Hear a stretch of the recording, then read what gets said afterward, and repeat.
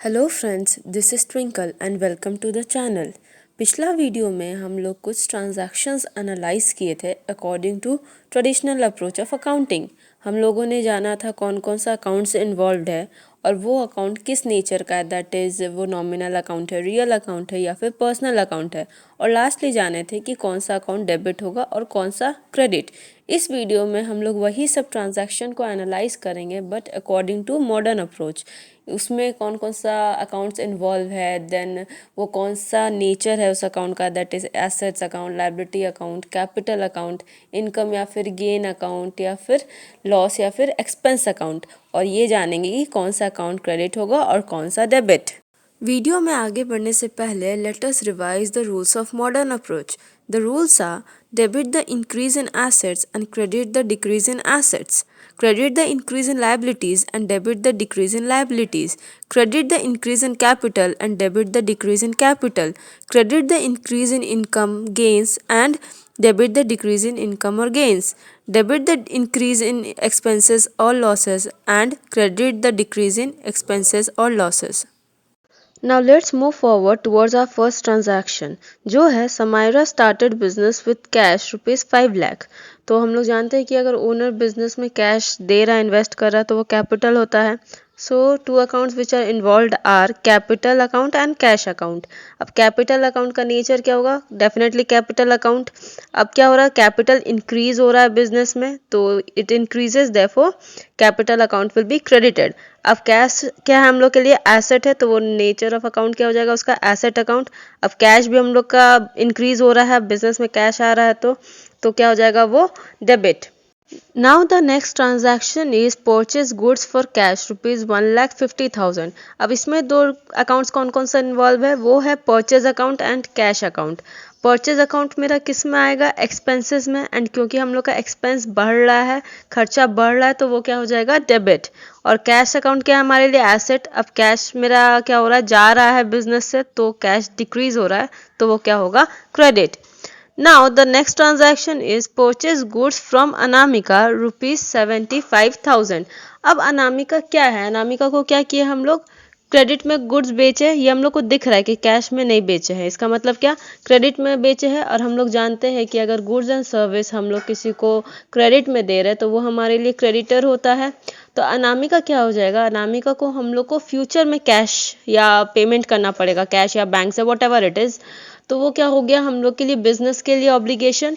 Therefore Anamika will be our liabilities. Okay, so दो account जो हम लोग का इन्वॉल्व है वो है एक परचेज अकाउंट, दूसरा है अनामिका। परचेज क्या है? हमारे लिए एक्सपेंस है जो कि बढ़ रहा है, तो वो क्या हो जाएगा? डेबिट। अनामिका क्या है? हमारे लिए लायबिलिटीज, और वो भी इंक्रीज हो रहा है, उसको भी हम लोग को फ्यूचर में पे करना है, तो वो क्या हो जाएगा हमारे लिए? क्रेडिट। यानी परचेज डेबिट और Anamika credit. Now next transaction is purchased furniture for ₹20,000 in cash from Kolkata Furniture House। और ये कहीं भी मेंशन नहीं है कि हम लोग का बिजनेस फर्नीचर का है या नहीं, तो furniture will be treated as asset. Now दो अकाउंट जो इन्वॉल्व है वो क्या है? Furniture account and cash account. अब फर्नीचर क्या है हमारे लिए? एसेट। वो बढ़ रहा है क्योंकि वो बिजनेस में आ रहा है, तो वो क्या हो जाएगा? डेबिट। एंड कैश अकाउंट क्या है हमारे लिए? वो भी एसेट है, बट यहाँ क्या हो रहा है? कैश हम लोग का डिक्रीज हो रहा है क्योंकि हम लोग उसको पे कर दे रहे हैं, तो वो क्या हो जाएगा? Credit. Okay, now next transaction is sold goods to mister Gupta for cash ₹60,000। तो दो अकाउंट्स जो इन्वॉल्व है वो है sales account and cash account. अब सेल्स क्या हमारे लिए? इनकम है, उसको सेल्स करेंगे तो डेफिनेटली हम लोग के पास पैसा आएगा, तो इनकम हो गया वो हम लोग का, और इनकम हम लोग का बढ़ रहा है सेल्स होने के वजह से, तो क्या हो जाएगा? क्रेडिट। और कैश अकाउंट क्या हम लोग के लिए? एसेट्स। एंड क्योंकि अब एसेट्स हम लोग का मतलब कैश आ रहा है हम लोग के पास, तो वो इंक्रीज हो रहा है, तो वो क्या हो जाएगा? डेबिट। अब जो नेक्स्ट ट्रांजैक्शन है वो है sold goods to Karan for ₹70,000। अब इस ट्रांजैक्शन से हम लोग को क्या पता चल रहा है? जो सेल्स हुआ है वो क्रेडिट में हुआ है। अब हम लोग जानते हैं कि जिसको हम लोग क्रेडिट में सेल्स करते हैं या सर्विस देते हैं क्रेडिट में, वो हमारे लिए डेटर होता है। और डेटर से क्या हम लोग को फ्यूचर में क्या मिलेगा? पैसा, जो कि बेनिफिट है बिजनेस के लिए। तो करंट क्या हो जाएगा हम लोग के लिए? एसेट। ओके, तो अब हम लोग जानते हैं कौन सा दो अकाउंट इन्वॉल्व है इस ट्रांजैक्शन में। पहला है सेल्स अकाउंट, दूसरा है करंट। सेल्स क्या हमारे लिए? इनकम है, एंड इनकम क्या हो रहा है? इंक्रीज हो रहा है, तो वो क्या होगा? क्रेडिट। और करंट क्या है? हम लोग के लिए एसेट है जो कि इंक्रीज कर रहा है, तो क्या हो जाएगा? Current debit. Now the next transaction is paid rent ₹1000।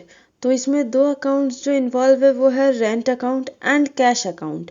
Rent account क्या है हमारे लिए एक्सपेंसेस है एंड ये इंक्रीज हो रहा है तो क्या होगा ये debit.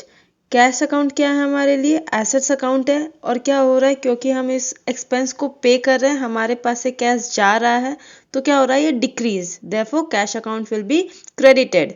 Now another transaction is paid salary to Gopal by check ₹4000।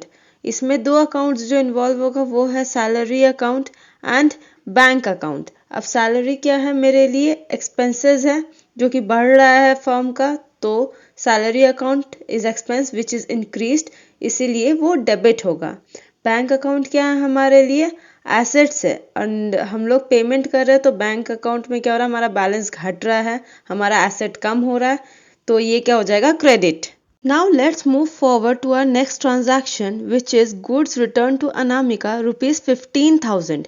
हम लोग क्या किए थे पहले अनामिका से गुड्स परचेस किए थे 75,000 का बट अब क्या किए गुड्स रिटर्न कर दिया यानी कि परचेज रिटर्न हो गया कितना 15,000 का। पहले हम लोग को अनामिका को कितना देना था यानी पहले हम लोग का खर्चा कितना था एक्सपेंस का वो था 75,000 बट अब कितना हो गया 60,000। क्यों क्योंकि हम लोग परचेज रिटर्न हम लोग का एक्सपेंसेस को डिक्रीज कर दिया। तो दो अकाउंट जो इन्वॉल्व है वो है purchase return and Anamika. Purchase return से क्या हुआ हम लोग का एक्सपेंसेस डिक्रीज हो गया इसलिए परचेज रिटर्न हमारा क्रेडिट होगा और अनामिका जो थी जिसको कि हम लोग को 75,000 रुपीज देना था बट अब कितना देंगे 60,000 तो वो भी डिक्रीज हो रही है इसलिए वो भी क्या होगा डेबिट।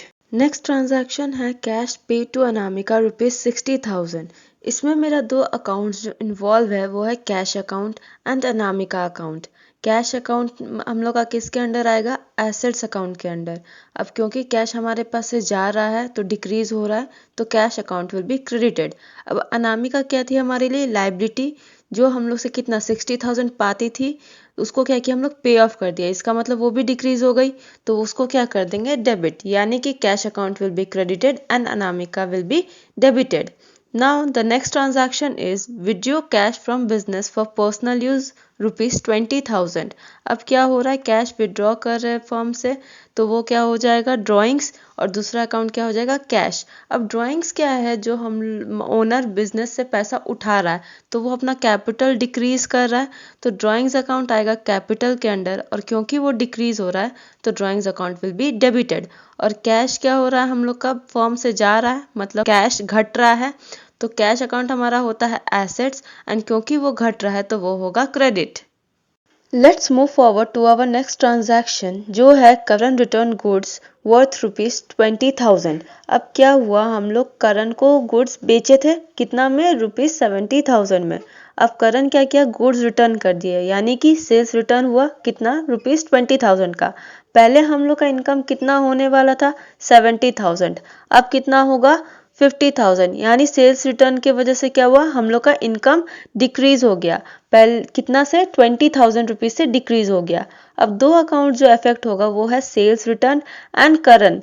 तो सेल्स रिटर्न क्या कर रहा है हम लोग का इनकम को डिक्रीज कर रहा है तो वो हो जाएगा डेबिट एंड करंट क्योंकि हमारे लिए एसेट है इससे हम लोग को फ्यूचर बेनिफिट मिलने वाला था 70,000 का जो कि अब हो गया है 50,000 तो वो भी डिक्रीज हो रहा है तो वो क्या हो जाएगा क्रेडिट।